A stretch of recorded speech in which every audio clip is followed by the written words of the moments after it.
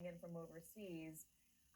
And then he said he's distributing it to the private market, but then he defended that. Let me just play that, Biden, and have you help us understand why that process is the way it is and whether there's a better way. Let's listen. This product that we're moving is primarily commercial product that would enter the commercial system and be distributed through financial business transactions between hospitals and these distributors.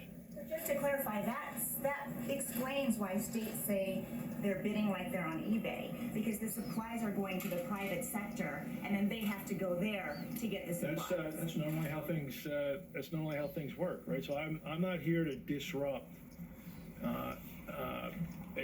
a supply chain. General Honore, he's saying he's not there to disrupt the supply chain, isn't he? Well, that might have been true until the president signed the Defense Reduction Act, because that's the purpose of it.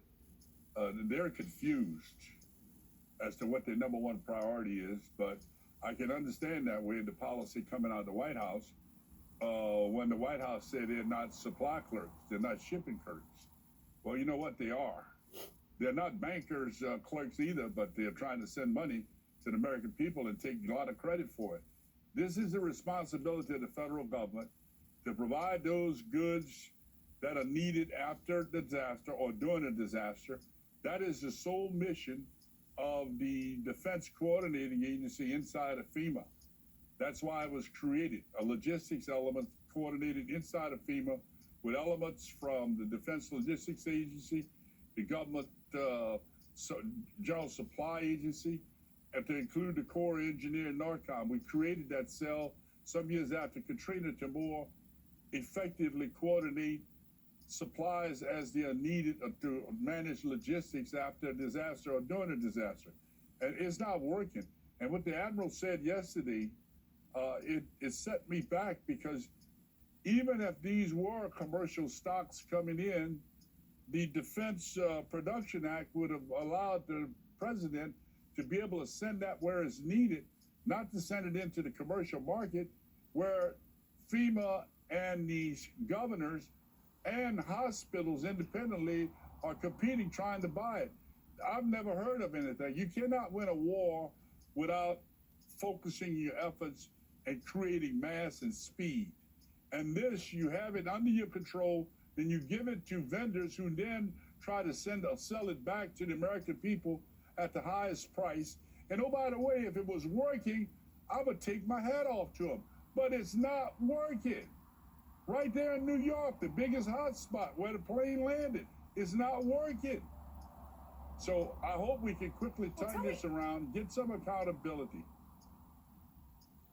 Let me ask you this. Can you make sense of this statement from Jared Kushner yesterday? Because it certainly left me scratching my head. Let's play it. The notion of the federal stockpile was it's supposed to be our stockpile. It's not supposed to be state stockpiles that they then use. So we're encouraging the states to make sure that they're assessing the needs, they're getting the data from their local situations, and then trying to fill it with the supplies that we've given them. Can you make sense of that? He has no idea what the hell he's talking about. He almost remembered a slide he saw.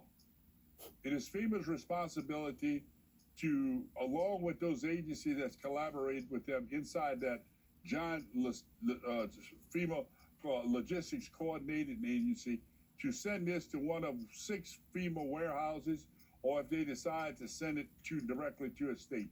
But he has no idea what the hell he's talking about, and he may be confusing the situation more than he's adding to the clarity of the situation. Senator Schumer yesterday again called on Azar to coordinate all of the supplies, and the president blasted him for that in a lengthy letter, saying that he's a bad senator, saying that he doesn't know what he's talking about, and that isn't necessary because they have the rear admiral in charge of that. What do you say to that? Okay, the way this is working, this coordination center that they've put together works under the direction of the FEMA administrator. So you got the entire Department of Defense with all its capability waiting for FEMA to tell them what to do. It's time now for FEMA, now that this thing is, it's 50 states. FEMA wasn't designed to deal with 50 states simultaneously with their 10 regionals. Now it's time for FEMA to hand some of this mission off to the Department of Defense, namely, I would suggest U.S. Northern Command, to help them take the lead. They've divided this country up into about 6 different districts with 2 or 3-star generals that can coordinate directly with the governors. I think we need to take that and exploit that with giving the Department of Defense a mission, as opposed to the way FEMA want to operate, a mission assignment, telling them to take an airplane and fly it from New York to California with 1 million masks on it. You're handicapping one of the most capable organizations you have. And they also have the United States Transportation Command, which is another 4-star. So you got about 8 4-star generals working through the Rear Admiral and the FEMA administrator. You're not using the power and the capacity of the Department of Defense to defend the nation, because the nation must be defended. That's why we have a Department of Defense, is to defend the United States of America. So let's bring it in and use all of the tools in the toolbox, as opposed to just using parts of it and cherry picking what parts you want to use. This cannot fit itself in a 1-hour news conference. We got to have a chain of command that has somebody, a L&O team, a liaison team in every hospital in America to take account of what's in it, ma'am. And they have not done that yet. And they better do it. And they better do it quickly, because it's just not a luxury that we have right now. And then you have Jared Kushner talking about the National Reserve. I just want to add this so our viewers know. Senator Cory Gardner from Colorado is currently calling on an investigation into reports that thousands of ventilators that are already in the national stockpile that don't work. So we're going to find out more about that. Lieutenant General Russel Honore, thank you so much for joining us and helping us understand what is not happening. We do appreciate your time, sir, and stay safe. Test. I'll talk to an ER doctor. Test.